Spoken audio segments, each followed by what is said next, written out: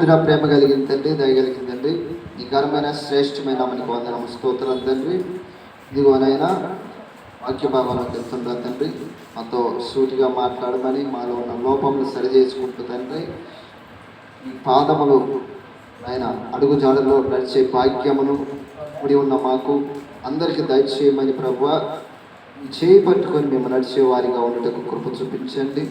అలాగనే తండ్రి, బోధన ప్రకారం నడుచుకునే మనస్సును మాకు దయచేయమని యేసుక్రీస్తు వారి పేరిట అడిగి ప్రార్థన చేస్తున్నాం తండ్రి, ఆమేన్. క్రీస్తు పేరిట మీ అందరికీ శుభాలు తెలియజేస్తున్న ప్రియ సహోదరి సహోదరులారా, కీర్తన గ్రంథము 34వ అధ్యాయము 4వ వచనంలో ఒక మాట ఉంటుంది. అది చదువుకొని మనము వెళ్దాం. అంటే చదవండి. కీర్తన గ్రంథము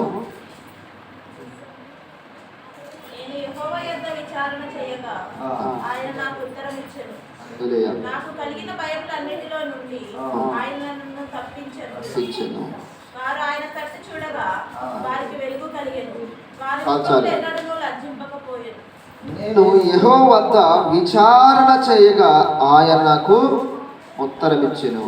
నాకు కలిగిన భయములన్నిటిలో నుండి ఆయన నన్ను తప్పించెను. ప్రియ సహోదరి సహోదరులారా,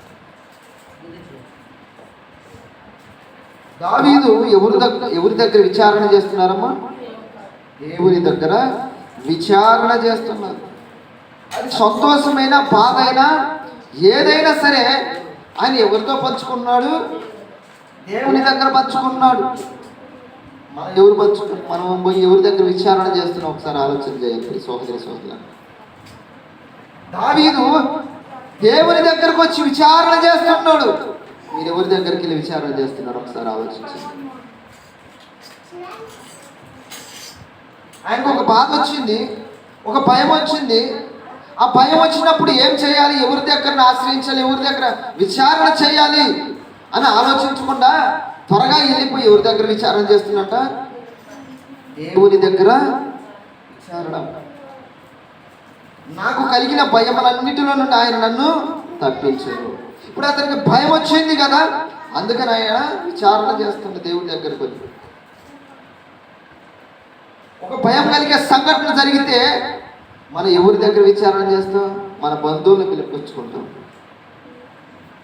మన లాయర్ల దగ్గరికి వెళ్తాం. అలాగే చెప్పండి, ఇప్పుడు నా ఆస్తి మొత్తాన్ని ఒకడు ఆక్రమించిండు, నేనేం చేయాలి? విచారణగా ఇలా పోయి అడుగుతాం అనమాట. లేదా మన బంధువులను పిలుచుకొచ్చుకొని వాటికి ఇప్పుడు నా కుటుంబంలో ఇది జరిగింది, లేదా ఒక వ్యక్తి నాకు కీడు చేశాను, నేనేం చేయాలి? విచారణ చేస్తుంటా ప్రియ సహోదరి సహోదరులారా. అదేవిధంగా దావీదుకు ఒక భయంకరమైన విషయం జరిగింది. ఆ భయం కలుగుతుంది. ఆ భయంలో ఎవరిని ఆశ్రయించినట? దేవుణ్ణి ఆశ్రయించి ఆయన విచారణ చేస్తుంది. ప్రభువా ఏం చేయాలి? ప్రభువా ఏం చేయాలి? ఈరోజు ఆయన మాట్లాడుతున్నాడు మీతో. విచారణ చేయడానికి మీరు ఎక్కడికి వెళ్తున్నారు? దావీదైతే ఎవరి దగ్గరికి వెళ్ళారమ్మా? దేవుని దగ్గరికి వెళ్ళారు. నన్ను ఎవరి దగ్గరికి విచారణ చేయడానికి సహోదరి సహోదరులారా, విచారణ చేయటానికి నువ్వు ఎవరి దగ్గరికి వెళుతున్నా? ఒక భయమో జరిగింది. అసలు మనం విచారణే చేయం. ఒక మాటలో చెప్పాలంటే అది సంతోషం కలిగినా బాధ కలిగినా ఏది జరిగినా విచారణ చేయం, అడగము. అంతెందుకు మన సేవకుడునే అడగం కదా. నాకు తెలిసిన కొంతమంది ఉన్నారు, ఒక గృహకుడికి పెట్టుకోవాలనుకుంటే విచారణ చెయ్యరు. ఎవరిదో ఊళ్ళో ఆయనకు పోతారు, ఆయన దగ్గర అడిగి వస్తారు. ఈరోజు ఏ రోజు మంచిదో చెప్పండి అంటారు. పలానా రోజు మంచిదమ్మా అంటారు. ఏమంటే అయ్యగారు మీరు రేపు వచ్చేయండి, మేము ఇంట్లో ప్రార్థన పెట్టుకుంటున్నాం. విచారణ ప్రార్థన ఎవరిని అడగాలి? సేవకుడిని అడగాలి. సైలెంట్గా ఉన్నారు మీరు.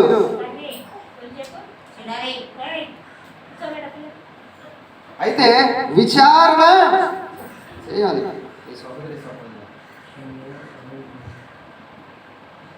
ఒక పెళ్లి జరగాలి,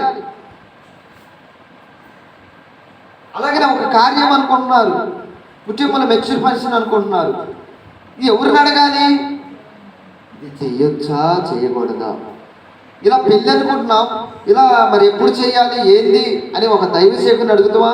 అడగం. ఊళ్ళో పోయి ఏమండి మంచి డేట్లు, మంచి లగ్నం, మంచి తేదీ, మంచి వారం ఉంటే చెప్పండి అండి. ఊర్లో ఒక వ్యక్తి దగ్గర పోయి ఆయన చెబితే ఆయన చెప్పిన దాన్ని బట్టి పాస్టర్ గారండి 4 రోజులు పెళ్ళి అనక, పాస్టర్ గారండి మా కూతురికి పెళ్ళి అనుకుంటున్నాం, లేకపోతే మా కూతురికి మెచ్యూర్ ఫంక్షన్ చేస్తున్నా, మీరు రావాలి.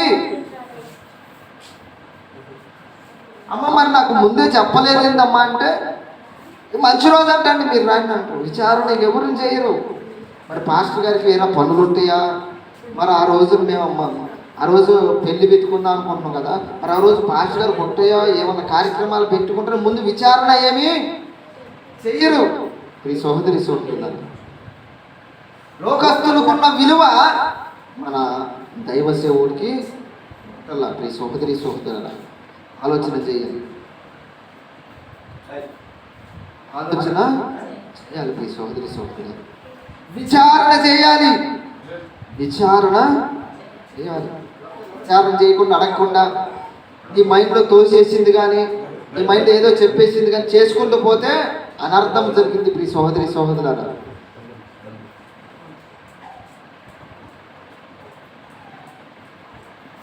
అందుకనే దినవృత్తాంతము 13వ అధ్యాయము 3వ వచనం ఒకసారి వెళ్తే,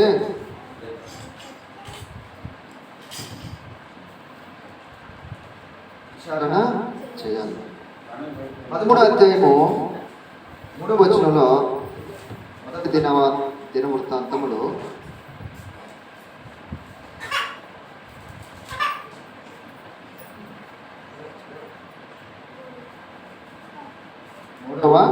13వ అధ్యాయము 3వ వచనం. ప్రియ సహోదరి సహోదరులారా,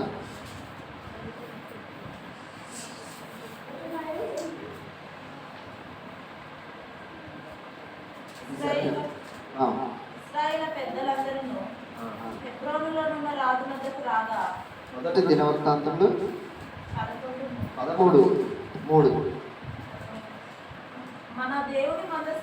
మన దేవుని మందసమును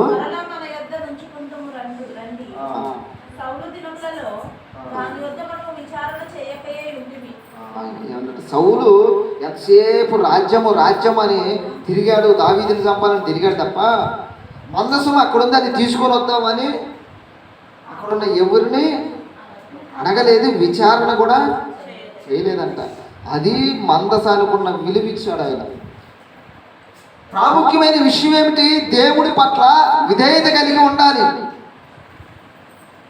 దేవుడు తనకు ఆ అధికారాన్ని ఇచ్చాడు, అది కృతజ్ఞత చూపించాలి. మొదటి స్థానము దేవునికి ఇవ్వకుండా ఆ మందసం అక్కడ ఉంటే ఆ మందసాన్ని తీసుకుని వద్దని కనీసం విచారణ కూడా చేయలేదంట సౌలు కాలంలో. ఇంతకీ అతను ఏముండి ఉంటుందంట? దేవుని ఆత్మ ఉంటే విచారణ చేసేవాడు. దేవుని ఆత్మ లేదు, దురాత్మ వచ్చింది కాబట్టి ఇక దేవుని గురించి ఏమి ఆలోచన చేస్తారు. సహోదరి సహోదరులు,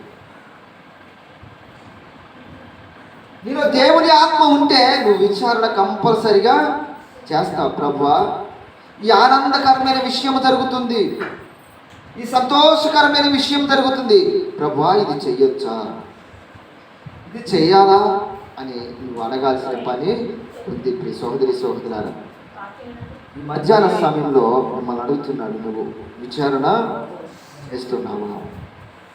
దావీదు విచారణ చేశాడు, నువ్వు విచారణ చేస్తున్నావా? ప్రియ సహోదరి సహోదరులారా, అతని ఇప్పుడే కదా విచారణ, ప్రతి దాంట్లో చాలా సందర్భాల్లో విచారణ చేసి యుద్ధమునకు బయలుదేరేటప్పుడు ఆయన విజయాన్ని పొందుకున్నాడు. ఏం పొందుకున్నాడమ్మా? విజయాన్ని పొందుకున్నాడు. విచారణ చేయకుండా అనాలోచనగా పరిగెత్తినప్పుడు ఆయన విజయాన్ని పొందుకోలేదు, అపజయాన్ని పొందుకున్నాడు. ఒకప్పుడు దావీదు మందసాన్ని తీసుకొద్దామని బయలుదేరాడు. బయలుదేరి తనకు నచ్చిన విధంలో దాన్ని తీసుకురావాలని ఆ మందసాన్ని ఎడ్ల బండి తయారు చేసి తీసుకొని వస్తుంటే అది దానివల్ల నష్టం చేయించింది. ఒక వ్యక్తి చనిపోయాడు. తర్వాత తన తప్పు తెలుసుకొని అసలుకి ఎలా తీసుకురావాలి అనే విచారణ లేవీని వాళ్ళందరినీ అడగకుండానే తీసుకొచ్చాను, నన్ను క్షమించని అనుకున్నాను. విచారణ చేయాలి. అందుకని మనం విచారణ ఎప్పుడు చేస్తాం? ఒక పెళ్లి జరుగుతుంది అనుకో, పెళ్లి కుమారుడు ఇంటి దగ్గరికి వెళ్ళి ఆ బంధువులు వాళ్ళందరిని అడిగితే అబ్బాయి ఏం చేస్తాడు అడుగుతాం కదా. అబ్బాయి ఏం చేస్తాడు, అబ్బాయికి శాలరీ ఎంత, ఉద్యోగం ఏంటి, ఎంత వస్తుంది, ఇవన్నీ అడుగుతాం కదా, విచారణ చేస్తాం కదా. సహోదరి ఈ రోజున ఆయన మాట్లాడుతున్నాను, నువ్వు విచారణ చేయాలి. విచారణ చేస్తే ఆయన నీకు బోధిస్తాడు. మరి క్రిస్టమస్ వస్తుంది, క్రిస్టమస్ ఎలా చేయాలని మన దైవసేవకుని అడవం, చేసేస్తాం మనమే కదా. ఒక సందర్భం వచ్చింది, ఒక శుభకార్యం వచ్చింది, చేయాలా అంటే అడగం. సహోదరి ఒకసారి హృదయ పరిశీలన చేసుకోండి. మీరు విచారణ చేస్తున్నారా? మీరు ఇదే 2వ దినవృత్తాంత గ్రంథంలో 25వ అధ్యాయము 14వ వచనంలో ఒక వ్యక్తి ఉంటాడు. 2వ దినవృత్తాంత గ్రంథము 25వ అధ్యాయము 14వ వచనంలో ఒక వ్యక్తి ఉంటాడు. ఆ వ్యక్తి గురించి మనం తెలుసుకొని 25వ అధ్యాయము 14వ వచనం.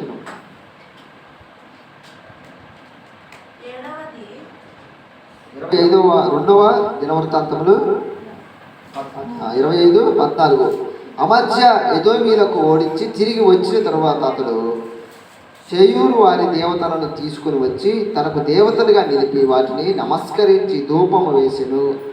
అందుకొరకు యెహోవా కోపము అమధ్య మీద రగులు కొనెను. ప్రియ సహోదరి ఒక యుద్ధానికి వెళ్ళాడు, ఆ యుద్ధంలో జయం పొందాడు. జయం పొందిన తర్వాత ఏం చేశాడంటే ఆ యుద్ధంలో తిరిగి వచ్చేటప్పుడు అక్కడున్న దేవతలన్నిటినీ తీసుకొని వచ్చాడు. అందుని బట్టి దేవుని కోపము రగులుకుంది. అదే అధ్యాయంలో మొదట్లో చెప్పబడి ఉంటుంది ఆ అమధ్య గురించి. అమధ్య ఏలన ఆరంభించినప్పుడు 20 ఏండ్ల వాడై 29 సంవత్సరములు యెరూషలేములో ఏలెను.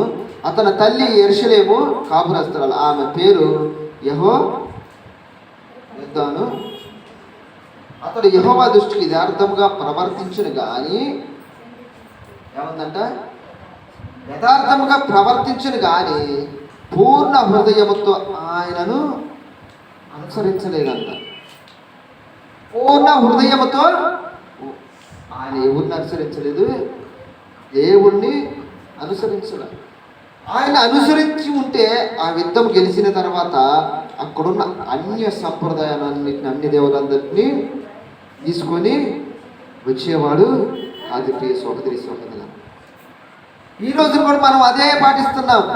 అన్య సంప్రదాయ ఆ విధంగా ఏ విధంగా ఆయన అయితే అమధ్య లోకసారమైన ఆ దేవతలను తీసుకొని వచ్చి వాటిని పెట్టి పూజించాడో మనము కూడా లోకసారమైన కొన్ని పద్ధతులను తీసుకొని వస్తున్నాం. వాటిని విడబట్టలా, వాటిని వదిలిపెట్టట్లా. లోకస్తులు చేస్తున్నారు, మనం కూడా చేసేయాలని చేసేస్తున్నాం. కనీసం విచారణ కూడా చేయట్లా. ఈరోజు మిమ్మల్ని అడుగుతున్నాం, విచారణ చేయట్లేదు ప్రభు దగ్గర. ప్రభు ఈ రోజున నువ్వు విచారణ చేసేవారిగా ఉన్నాము. అయితే ప్రియ సహోదరి సహోదరా, ఈ మధ్యకాలంలో ఒక విషయం జరిగింది. ఒక ఊరిలో యవ్వనస్తులు యవ్వన ప్రాయంలో ఉన్న కొంతమంది సంవత్సరానికి ఒకరు ఇద్దరు అలా చొప్పున చనిపోతున్నారు. కనీసం 40 సంవత్సరాలు కూడా గడవటం లేదు.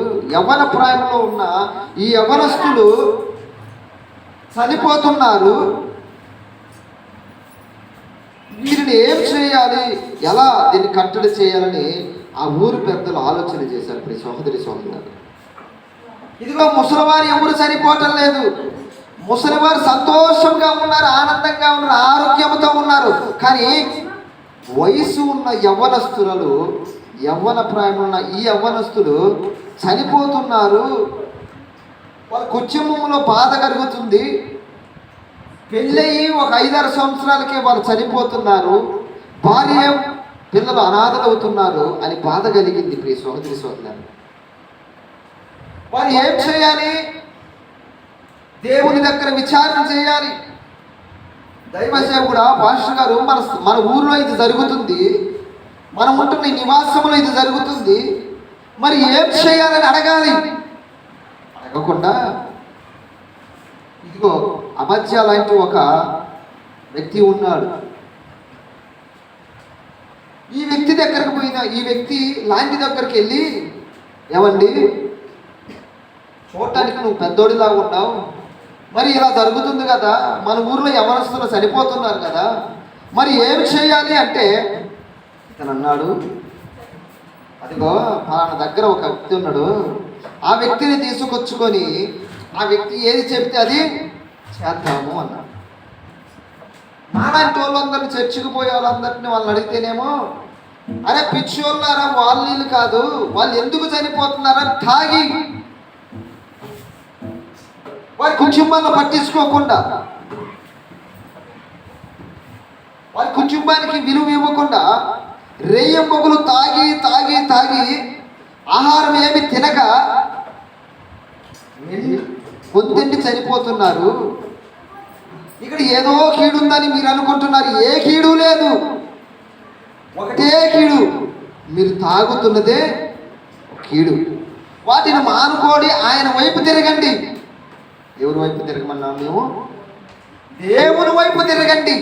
మీరు తాగుడు మానండి, మీ పద్ధతి మార్చుకోండి, మీరు పవిత్రంగా జీవించండి. మన దేవుడు పవిత్రుడు, గొప్ప కార్యం చేస్తాడంటే చెప్పుకొచ్చుకోలే పోయా స్వామి అని మా మాట వదిలేశారు. మీ కర్మ అనుకొని మేము వదిలేసాం. సరేనా, ఒక వ్యక్తి దగ్గరికి వెళ్ళారు. వెళ్ళి ఆ వ్యక్తి దగ్గరికి వెళ్ళి విచారణ చేశారు. ఏమంటే మేము నివసిస్తున్న ఈ గ్రామంలో ముసలి వాళ్ళు చనిపోవట్లేదండి, మంచాన్ని పడున్న వ్యక్తి చనిపోవటం లేదు, యవ్వనస్తులే చనిపోతున్నారు, కుర్రకారే చనిపోతున్నారు, ఏం చేయమంటారు అన్నాడు. ఇక్కడ ఒక కీడు ఉందయ్యా, మరి ఇది పలానా చేస్తే మీకు సెట్ అయిపోద్ది అన్నాడు. సరే అని ఒక కార్యక్రమం పెట్టుకొని ఇంటికి 2000 అలా వేసుకుని ఒక 100 కుటుంబాలు ఒక కార్యక్రమం చేసేసారు.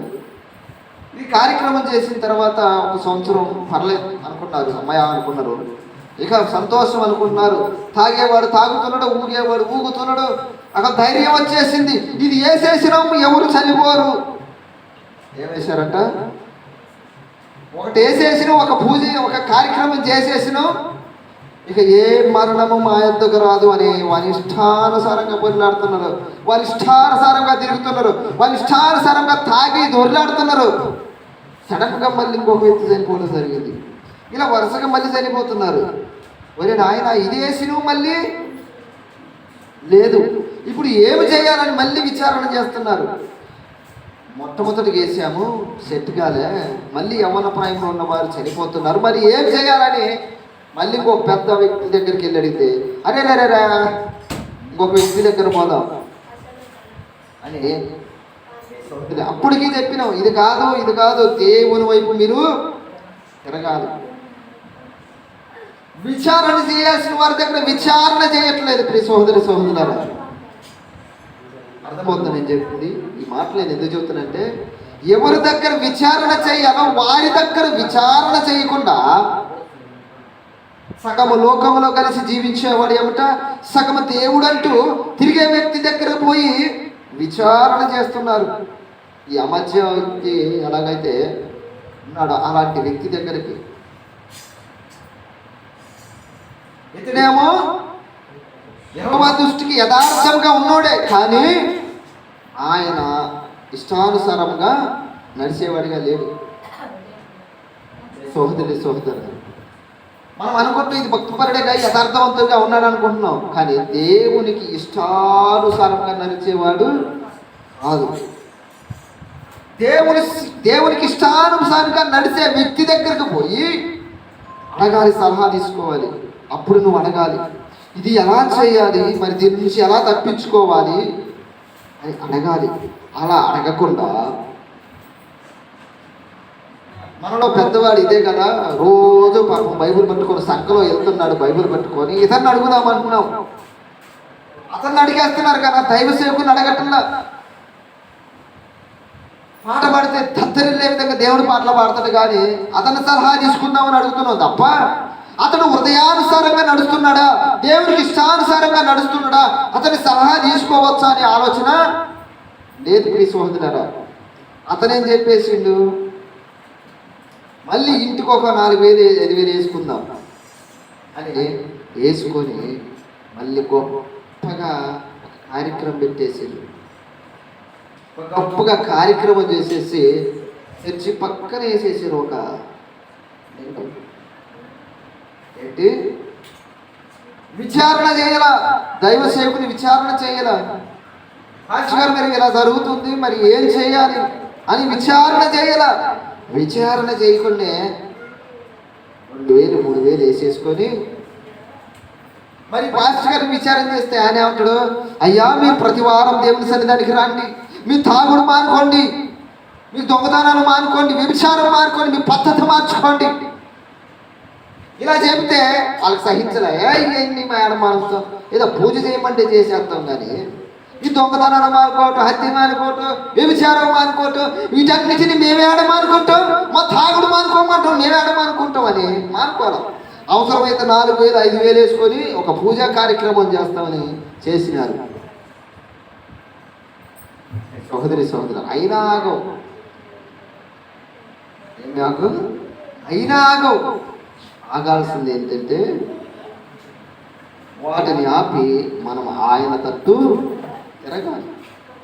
ఆయన తట్టు తిరిగితే మన తట్టు ఆయన తిరుగుతాడు. సహోదరి మనం ఆయన తట్టు తిరగకుండా ఏంటంట, ఆయన తట్టు తిరగకుండా ఆయన ఇష్టానుసారంగా నడవకుండా ఎదవ పనులన్నీ చేసుకుంటూ పోతాం, పనికి మన పనులన్నీ చేసుకుంటూ పోతాం. చర్చి పక్కనే వేసింది, చర్చికి పాస్టర్గానే అయితే తల పట్టుకుంటున్నారు. ప్రభువా అని ఏంది చేసేటప్పు కనీసం ఆయన మరి సలహా తీసుకోవాలి కదా. రేపు పొద్దున మళ్ళీ ఎవరో ఒక 4 5 చనిపోయారు అనుకో, అప్పుడు ఏం చేయాలి అర్థం కాదు. మళ్ళీ అతను అడుగుతారు, ఏమని, ఏందయ్యా ఇంత ఖర్చు పెట్టి మరి కార్యక్రమం చేసిన, మరి ఏంది అంటే ఆమెడు వేసినారు, మీరు ఏమి చేస్తున్నారా అంటాడు. ఏం చేయాలంటే భోజన పుష్కరాలు దానికి ఏం చేస్తారు, కుంభాభిషేకరం చేస్తారు. వేసేసినారు, వదిలేసినారు, మరణం ఏలకుండా నీకు ఉంటుంది అన్నాడు. నిజమా కదా అంటే నేను చెప్పేది మీకు అర్థం కావట్లా. పూజ చేసినారు, చర్చి ఒక లింగ వేసేసినారు, అర్థం బొడ్రాలు వేసేసినారు, బాగానే ఉంది. దానికి పూజలు పుష్కరాలు ఏమి లేవు, ఏదో తాత్కాలికంగా తప్పించుకున్నాం, మరణం మమ్మల్ని తప్పుకుంటుందని వేసేసినారు. మళ్ళీ 1 2 చనిపోయారు అనుకో, ఇప్పుడు భయం కొట్టుకొచ్చింది, ఇదేసినా అని అనుకుంటారు. అప్పుడు అతను పోయి అడిగితే ఏమన్నాడు, వేసేసినా కదా దానికి పూజ చేస్తారా, దానికి పూజ ఇస్తారా, దానికి నమస్కారం చేస్తారా, పాలాభిషేకం ఇవన్నీ చేస్తారా, ఇవన్నీ చేస్తేనే కదా శాంతి ఇచ్చి మిమ్మల్ని చంపకుండా మిమ్మల్ని కాపాడేది అని అంటారు కదా. మేము గొంతు ఇచ్చుకొని చెప్పింది, ఇది న్యాయం కాదు, ఆయన తట్టు మీరు తిరగండి. మాలాంటి వారిని, దేవుడి సన్నిధానికి పోయే వారిని, దైవ సేవకుల్ని విచారణ చేస్తే అతను చెబుతాడు, మనం మన ఆత్మని లేకపోతే మనము మరణించకుండా ఎలా ఉండాలి, మరణం అనేది ఎవరి వశములో ఉన్నవి అనేది తెలియజేస్తాడు. ఎక్కడెక్కడికో బయలుదేరి వెళ్తాడు.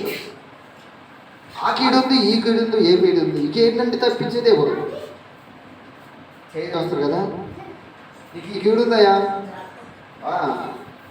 మనం ఎవరిని ఆశ్రయిస్తాం, నాకేం నా ముఖం చూసి చెప్పు, నన్ను నా చేసి చెప్పు అని చెప్తే వాడేమో బాగుందయ్యా, బాగుంది, అందరికి అయ్యే మాటలు చెబుతుంది, ఇది బాగుంది, చాలా గొప్ప రాత, కానీ ఒకటి అన్నాడు. అప్పుడే మన గుండె జారిపోద్ది. ఏం చేయమంటావు అని విచారం చేస్తావు.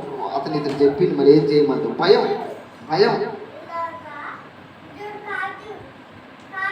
మనకి ఏ కీడు సమీపించకుండా ఉండాలంటే ఏం చేయాలి, ఆయన సన్నిధాన్ని నువ్వు ఆశ్రయించాలి. నీ గుడారం ఏ కీడు సమీపించకుండా ఉండాలంటే ఆయన నువ్వు అనుసరించాలి. సహోదరుడు, ఆయన నువ్వు విచారణ చేయాలి. అందుకే దావీదు గారు ఒక సందర్భంలో సౌలు గారు చనిపోతారు, కుమారులు చనిపోతారు, అంతా అయిపోయిన తర్వాత కొంతమంది వచ్చి దావీదుని రాజులు చేయడానికి ఒక గోత్రం వచ్చినప్పుడు, ప్రభువా నేను అక్కడికి వెళ్ళాలా, ఏమంటున్నాడు, వెళ్ళాలా అని విచారణ చేస్తున్నాడు.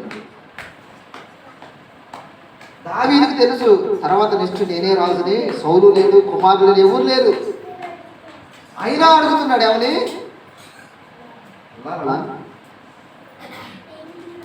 అబ్బా నేను వెళ్ళాలా, వెళ్ళొచ్చా? మనం అడగం, అసలుకి దేని విషయాలు అడగం. దేవుని దగ్గర ఒక సంతోషకరమైన వార్త ఇది, తన రాజు కాబోతున్నాడని దావీదుకు తనే అని తెలుసు, ఆయన అడుగుతున్నాడు. మనం అడుగుతున్నామా? ఒక సంతోషకరమైన విషయం జరుగుతున్నప్పుడు, ఒక కుటుంబంలో ఒక కార్యం జరుగుతున్నప్పుడు మనము మన పాస్టర్ దగ్గరికి వచ్చి ఇది చేయొచ్చా, ఇది చేయాలా, అయితే ఎలా చేయాలి, విచారణ ఏమీ చేయం. మీ సహోదరుల విచారణ చేయం. కొంతమంది విచారణ చేయకుండా శవాన్ని లేపేస్తాడు, పాడిని లేపేస్తాడు. అంటే పాడెత్తుకొని మరి పాస్టర్ గారి చేత ఇలా కాదు, ఒక పద్ధతి ఉంది, ఇతను యేసుక్రీస్తులో జీవించాడు, మరి తను చనిపోయినప్పుడు ఆ పద్ధతి ప్రకారం మరి ఆ కార్యక్రమం చేస్తా అంటే ఏం నచ్చదు. గబగబా నీళ్ళు పోసేయటం, గబగబా మంచం మీద వేసేయటం, 4 కుంకుమ ప్యాకెట్లు, 4 ఇంకేంటి డుముక్కులు, 4 పైసలు, 10 రూపాయలు 5 రూపాయల కాగితాలు, పూలు అవన్నీ చల్లుకుంటా ఎగురుకుంటా మళ్ళీ ఆ పాడికాడ కొట్టుకోవటం. నేను పట్టాలి ముందు, నేను పట్టాలి, నేను పట్టాలి, నేను ముందు పట్టాలి, నేను ముందు పట్టాలి, నా బాబాయి, మా అన్న, మా పెదనాన్న, ఇదే ఆ పాడికాడ కూడా వాళ్ళ కుటుంబం మొత్తం ఏడుతుంటే, వాళ్ళ కుటుంబం మొత్తం ఏమో దుఃఖపడి, మాకు పోషకుడు ఆధారమైన వ్యక్తి చనిపోయాడని బాధలో దుఃఖపడుతుంటే ఈడేమో నేను ముందు పట్టాలి, మా అబ్బాయి అడుక్కడుక్కు మారుతూ ఉంటారు. తెలీదా? పాడికి 4 మోస్తరు, 4 మోసే కాడ కూడా కొట్టుకుంటుంటారు, ఇంకా బాంబులు పేర్చటం. మరి ఇది ఇలా చెయ్యొచ్చా అని విచారణ మనం ఎప్పుడైనా చేసినామా? ఏమండి, మనం ఎప్పుడైనా విచారణ చేసాం? పాస్టర్ గారు, మా కుటుంబంలో మాకు ఆధారంగా ఉన్న మా వ్యక్తి చనిపోయాడు, మరి ఈ వ్యక్తిని ఎలా పోడ్చాలి, ఎలా తీసుకెళ్ళాలి అని నాడన్న మనం అడిగామా? అడగకుండానే ఎమ్మంటే ఫోన్ చేసేసి ఎమ్మంటే ఫోన్ చేస్తాం, అరే మన బాబాయ్ చనిపోయింది కదా, వస్తా 4 తెల్ల గొడ్లు ఒకటి ముసుకేయటానికి, అలాగనే అత్తరు ఒకటి, దండలు అవన్నీ తీసుకురా అంటాం తప్ప, పాస్టర్ గారు మరి చనిపోయినాడు, మరి ఏంటి ఆ కార్యక్రమం ఎలా చేయాలి, ఎలా పూడ్చాలి, ఆ కార్యక్రమం మాకేంటి తెలీదు, మరి ఎలా చేయాలని అడుగుతాం. మనం అడగం, అసలుకి విచారణే చేయం. ఎమ్మటే ఫోన్ కట్టేస్తాం వాడేవాడు గాలివాడికి, అల్లరగా తిరిగేవాడికి, ముందు తాగేవాడు, వాడెమ్మటి ఫ్రెండ్స్ ఉంటారు కదా, అరే వేసేయను, వాడేం చేస్తారు, ఆ బాబాయ్కి బాగా మందంటే ఇష్టంరా, 4 బాటిల్ కూడా తీసుకురా, పూడ్చేటప్పుడు మరి వెయ్యాలి, దాంట్లో సిగరెట్లు బాగా తాగుతుడు, మరి ఆ సిగరెట్లు కూడా మరి పూడ్చేటప్పుడు మట్టి పోస్తాం కదా, దాంట్లో కూడా వేయాలి. వీటన్నిటిని విచారణ చేస్తాం. చనిపోయిన వ్యక్తికి ఏది ఇష్టం అవన్నీ విచారణ చేస్తాం. కానీ మరి ఈ చనిపోయిన వ్యక్తిని మరి ఎలా పొంచాలి, ఈ కార్యక్రమం ఎలా చేయాలని దేవుణ్ణి అడుగుతున్నావా, దైవసేకుని అడుగుతున్నావా? అసలుకి పెళ్ళి కూడా అంతే, ఎలా చేయాలను మనం అడగం. ఒక డేట్ పెట్టేసుకుంటాం, ఒక డేట్ పెట్టేసి మాస్టర్ గారికి రాండి ఆ రోజున అంటాం. మాస్టర్ గారికి పోకపోతే ఏం అనలేక అన్ని పనులు మానుకొని నువ్వు చెప్పిన డేట్కి ఆయన రావాలి. ఆయన డేట్ ఇవ్వకూడదా? మనకి కాలాలు అమావాస్యలు ఎన్ని పట్టింపులాయా, ఏమంటే ఇవన్నీ పట్టింపులాయా. పాస్టర్ గారు 6 చేయాలంటాడు, వద్దా అంటాడు కదా. మనదే బాధ. మా పాస్టర్ గారు అది అమావాస్య రోజే పెళ్లి చేసేయండి. ఏదైనా అనుకోదు, సుఖంగానే సంతోషంగానే ఉండదు. విచారణ చేయాలి సహోదరి సహోదరులు. ఎవరి దగ్గర విచారణ చేస్తున్నాం? ఎవరి దగ్గర విచారణ చేస్తున్నాం? కార్యక్రమం పెట్టుకున్నప్పుడు ఆ కార్యక్రమం నువ్వు అడుగుజాడలు నడుస్తున్నప్పుడు నువ్వు వారిని అడగాలి, ఎలా చేస్తే మంచిది, ఎలా జరిగితే దేవునికి ఇష్టంగా ఉంటుంది అనేది మనము ఆలోచన చేయాలి సహోదరి సహోదరు. ఇదే కాదు, చాలా కార్యక్రమాలు ఉన్నాయి మన ఇంట్లో. ఒక్కొక్కరు చెప్పుకుంటే మీకు నన్ను తిట్టుకుంటే బాధ, ఏదో ఒక్కొక్కటి చెప్పుకుంటే చాలా బాధ. లోకస్తులు చేస్తున్నారు, చేసేద్దాం. లోకస్తులు చేస్తున్నారు, మెక్షిన పంచలు చేసేద్దాం, శారీ ఫంక్షన్ చేస్తున్నారు, చేసేద్దాం, ఇవన్నీ చేసేద్దాం. మరి దైవశేఖర్ని అడుగుతున్నావా? ఏమన్నా మరి ఇది చెయ్యొచ్చా, చేద్దామా అడుగుతావా? అడుగు. కనీసం దేవుణ్ణన్నా తలుపేసుకొని డోర్ వేసుకొని మోహాల మీద నుంచి, ప్రభువా మరి పాస్టర్ గారు నేను అడిగే దమ్ము లేదు, నాకు భయం, మరి నువ్వన్నా నాకు కళ్ళు తెరిపించి వాక్యం ద్వారా మాట్లాడు ప్రభు అని కనీసం అన్నవా? ఒకసారి ఆలోచన చెప్పి ఒకసారి ఆలోచన చెప్పి ఈరోజు మీతో మాట్లాడుతున్నాం. లోకస్తులు చేసినట్టు మనము చేయకూడదు. ఆనందం కోసం చేస్తున్నారు, వాళ్ళ సంతోషం కోసం చేస్తున్నారేమో. మీరు దేనికోసం చేయాలి? దేవుని ఆనందం కోసం కదా, దేవుని సంతోషపరచడం కోసం కదా. ఇద్దరు పంచం కూడా చాలామంది చేశారు. విచారణ దేవుణ్ణి చేయరు, పాస్టర్ గారిని చేయరు, దేవుణ్ణి చేయరు. మరి వాళ్ళు విచారణ చేసేవాళ్ళు కూడా అక్క బాబాయ్లు అవసరం అందరిని పిలుచుకొచ్చి చేపిస్తూ ఉంటారు. వాళ్ళే మరి ఎలా చేస్తే మంచిది అంటారు. వాళ్ళేమో మరి మంచి మైసెట్టి పెట్టిద్దాం, మంచి పెళ్ళికి ఈ ఫంక్షన్కి వచ్చిన వాళ్ళని తింటారు కదా, తిని పోయేటప్పుడు రుచి చేతులతో ఏం పోతాం, ఒక అట్టికాయ తమలపాకు ఇద్దాం, తర్వాత ఒక బాక్స్ ఇద్దాం జ్ఞాపకార్థం అని ఇవన్నీ చెప్పేస్తుంటారు. అదంతా ఎందుకు? మరి అమ్మాయి నాకు కూతురు వరుస అయింది కదా అని ఆడవాళ్ళందరూ వేసుకొని కొంతమంది వేసుకొని ఇంకేం చేస్తారంటే ఈ ఫంక్షన్ అయిపోయిన తర్వాత సాయంత్రం ఫుల్గా డ్యాన్స్ చేయాలి కదా, ఒక అమ్మాయిని తెప్పిద్దాం, రికార్డింగ్ డ్యాన్స్ పెట్టిద్దామని చాలామంది ఇలా చేసేవాళ్ళు ఉన్నారు. పెళ్ళి అయిపోయిన తర్వాత, పెళ్లి కార్యక్రమం అయిపోయిన తర్వాత ఇక రికార్డింగ్ డ్యాన్స్. ఈ దరిద్రం క్రైస్తవులు మానుకుంటే మంచిది.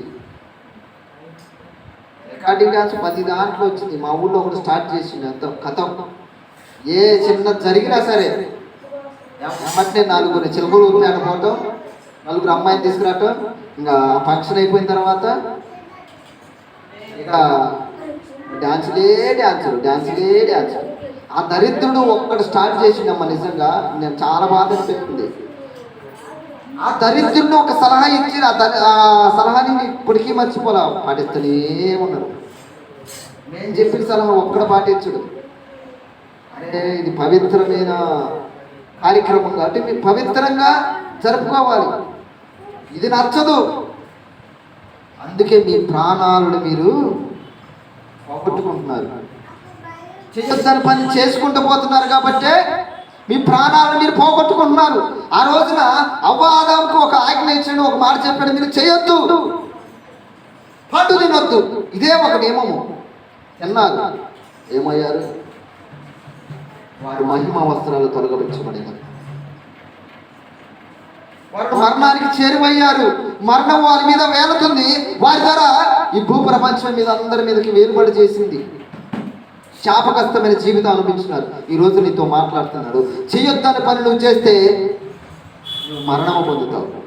దాని ద్వారా నీ కుటుంబాన్ని కూడా శాపాన్ని కొని తెచ్చుకుంటావు. సహోదరి సహోదరులారా, ఒకసారి ఆలోచన చేయండి. దేవుని దగ్గర విచారణ చేయాలి. విచారణ, ప్రభువా ఇది మరి న్యాయమేనా, ఇది ఎలా చేయాలి అని విచారణ చేయాలి. ప్రియ సహోదరి సహోదరులారా, విచారణ చేయాలి. ఇది చాలా ముఖ్యమైన విషయం, చాలా ప్రాముఖ్యమైన విషయం. దీన్ని మనము లక్ష్య పెట్టకుండా వదిలేసుకుని పోతున్నాం.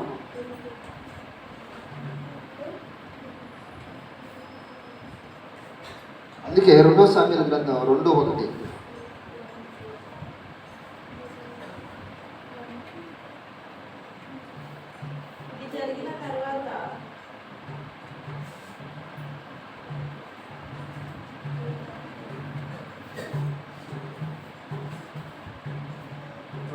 ఇది జరిగిన ఇది జరిగిన తర్వాత ఆ. యూదా పట్టణంలోకి నేను పోవదునా అని దావీదు యెహోవా యొద్ద విచారణ విచారణ చేయగా ఏది జరిగిన తర్వాత సౌలు చనిపోయిండు, అంతే కదా. పైన సౌలు కుటుంబం మొత్తం చనిపోయారు. ఇది జరిగిన తర్వాత అయిపోయిన తర్వాత నేను అక్కడికి వెళ్ళాలా ప్రభా అని విచారణ చేశాడు. మనం కూడా విచారణ చేయాలి ప్రియ సహోదరి సహోదరులు. మొదటి దినవృత్తాంతములు 15వ అధ్యాయం 11 నుంచి చాలా కొన్ని మాటలు ఉంటాయి. మొదటి దినవృత్తాంతములు 15వ అధ్యాయము కొద్ది మాటలే మేము కొట్టినాము.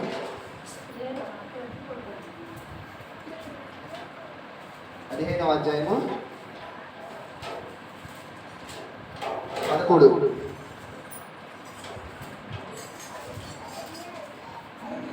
ఇంతకు ముందు మీరు ఆ. ఇశ్రాయేలీయుల దేవుడైన యెహోవా ఆ. మందసమును మోయక ఉండుట చేతను ఆ. మనము మన దేవుడైన యెహోవా యొద్ద ఆ. విధిని బట్టి విచారణ చేయకుండుట చేతను ఆ. ఆయన మనలో నాశనం కలుగజేస్తాడు. హల్లెలూయా. ఏమన్నాడు ఈయన? దావీదు ఏమన్నాడు? అంతకుముందు ఏం జరిగింది? మందసం తీసుకొని రావాలనుకున్నాడు. తీసుకొని రావాలని ప్రయత్నం అనుకోని ఎమ్మటినే స్టార్ట్ చేసేసాడు. ఏమని స్టార్ట్ చేసేసి ఇక కొత్త ఎడ్ల బండిని తయారు చేశాడు. దాని మీద వేసుకొని ఇంకా బయలుదేరాడు. డ్యాన్స్ వేసుకుంటూ బయలుదేరాడు. ఆ బయలుదేరాడు తర్వాత ఎమ్మటిని ఈ వచనం ఏమంటుంది? అప్పుడు వచ్చిన ఇంతకు ముందు మీరు ఇశ్రాయేలు దేవుడిని యెహోవా మందసమును మోయక ఉండుట చేత. ఇక్కడ మోయాల్సింది ఎవరు? లేవీలు మోయాలి. అక్కడ ఎవరు మోస్తున్నారు? ఎడ్ల బండి మోస్తుంది.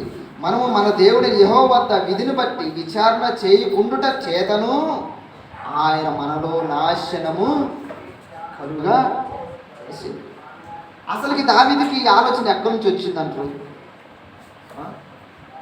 లేవీలు మోయాలి కదా ఈ మందసాన్ని, ఎడ్ల బండి మీద మోయాలని ఆలోచన, ఎడ్ల బండి మీద పెట్టాలనే ఆలోచన ఎక్కడ వచ్చి ఉంటుంది అంట.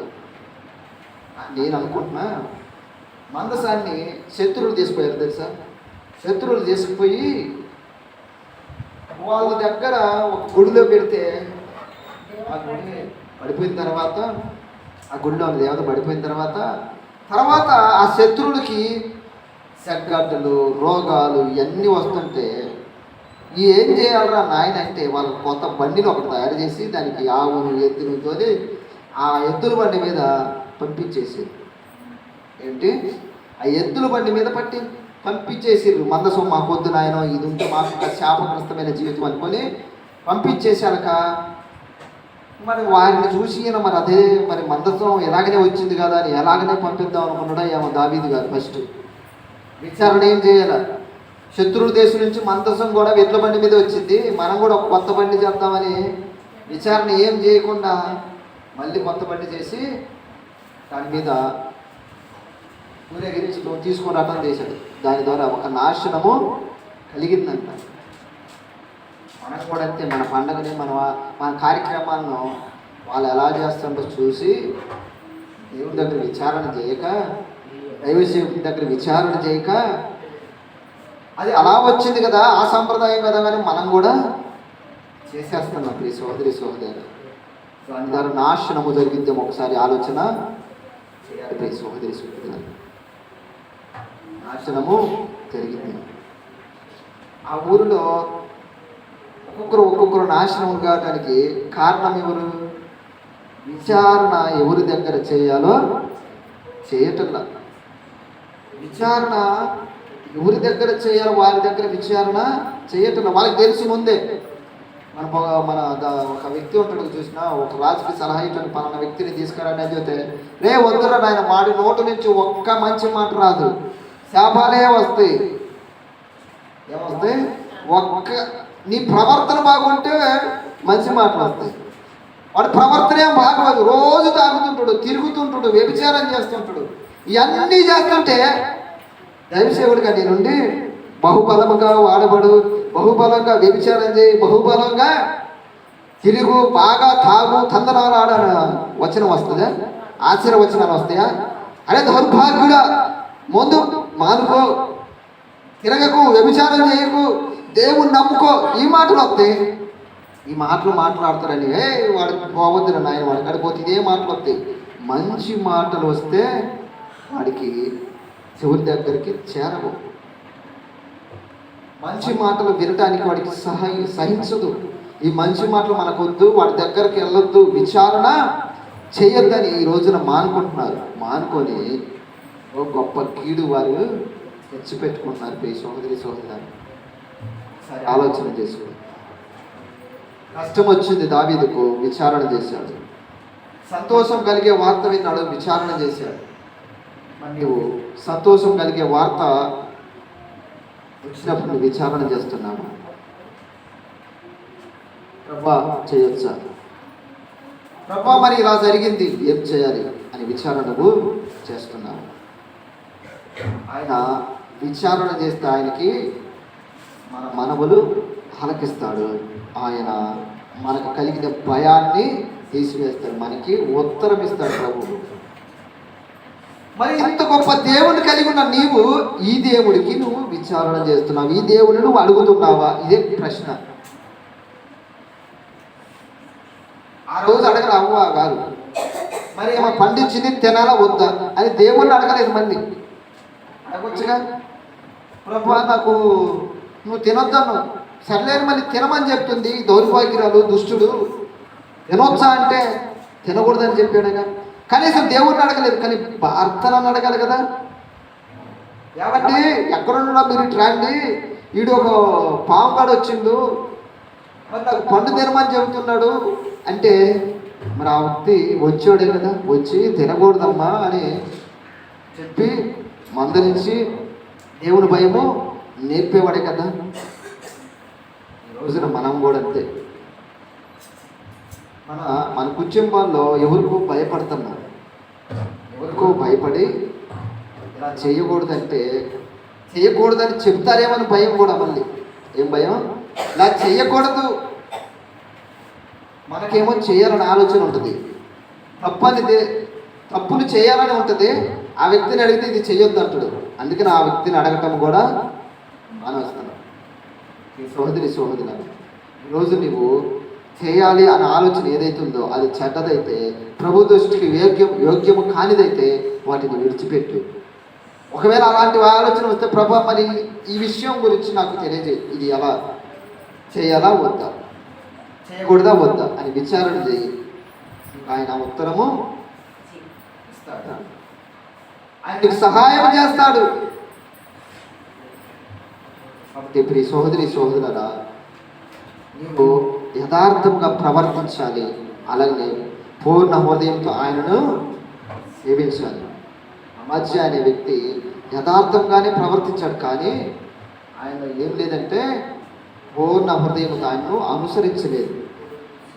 మనము మన దేవుణ్ణి వెంబడించాలి. అందుకే నేనే మార్గము, నేనే మనకి మార్గమై ఉన్న యేసుక్రీస్తును మనం వెంబడించాలి. పూర్ణ హృదయముతో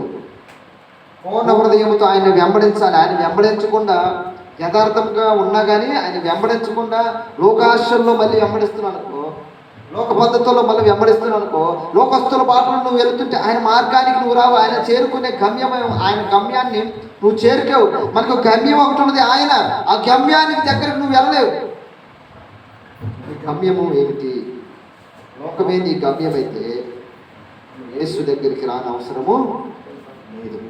యేసే నీ గమ్యం అయితే ఆయన దగ్గరికి నువ్వు వచ్చి ఉండాలి, ఆయన దగ్గర విచారణ చేయాలి, ఆయన చెప్పిన విధంగా నీవు నడుచుకోవాలి. మరి సోదరులారా, కాబట్టి ఈ రెండు మాటలు దేవుడు దీవించుగాక. మనందరము ఏమి నేర్చుకున్నాం? విచారణ చేయాలి. సంఘస్థులైతే దైవసేవకుని దగ్గర విచారణ చేయాలి. మరి కార్యక్రమం జరుగుతుంది, ఇది చేయొచ్చా చేయకూడదు, ఎలా చేయాలి, చేస్తే ఎలా చేయాలి అనగాలి. విచారణ చేయాలి. అడిగితే వద్దంటాడైన భయంతో కొంతమంది అడగకనే వాళ్ళ ఇష్టానుసారంగా చేసేస్తున్నారు. కాబట్టి అల్లరిగా చేయక వాక్యానుసారంగా ఏ పద్ధతి అయినా చేసే ఆలోచన ఉంటే చేయాలి. క్రిస్టమస్ పండగలు కూడా అంతే. మన క్రిస్టమస్ పండుగ మరి ఎలా చేయాలి, ఒక పద్ధతి ఉంది. వాక్యానుసారంగా ఎలా చేసుకుంటే మంచిది అని ఉండవు. కాబట్టి ఆలోచన కలిగి జీవించాలి.